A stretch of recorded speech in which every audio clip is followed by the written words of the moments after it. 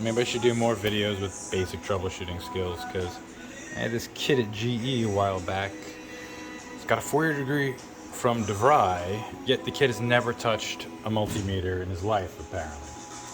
Went to show him how to test the power supply. First question, how do we know what we're testing for? Kid was completely fucking clueless. I'm like, alright, we're gonna test for voltage. What does he do? He puts it on, dun dun dun, here, because Izzy the day before showed him how to test continuity.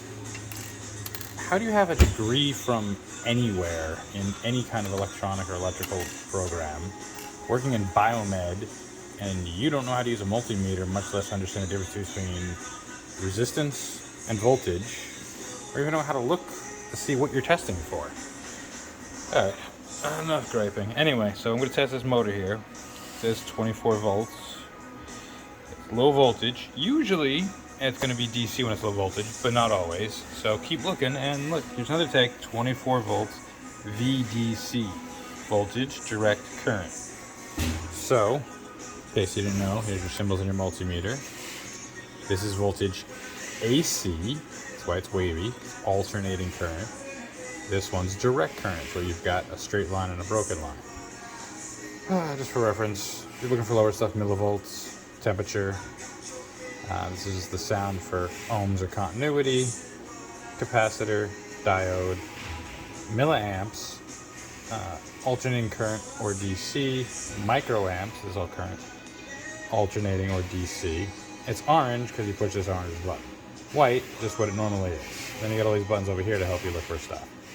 If you're doing continuity and you want to hear the tone, you don't have to hear the tone, but it's nice to be able to just hear the tone, not have to stare at the screen. The sound button will do it. And when you touch your leads together or you have good continuity, it will tone. Is it required to have the tone? Abso-fucking-lutely not, as per a discussion with a former tech back at Presby, with his supervisor yelled at him because he was doing continuity without the tones. Clearly that guy didn't understand it either. If you get an ohmic reading, if you get any kind of resistance here, then you have some level of continuity. If you've got OL, it means over limits, which means you have no connection, you have nothing. The tone is nice to have, but it's not required. Alright? Also, when you're testing AC, doesn't matter which one's the hot, which one's the neutral, if you're just testing hot to neutral. If you're testing DC, however, polarity is an issue, so you make sure you line them up. Red's usually your positive, black is your negative, colors match. Okay. Let's see if this works.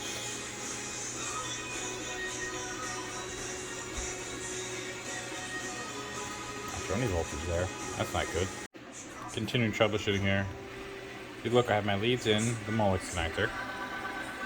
I'm getting no voltage, which means something's wrong.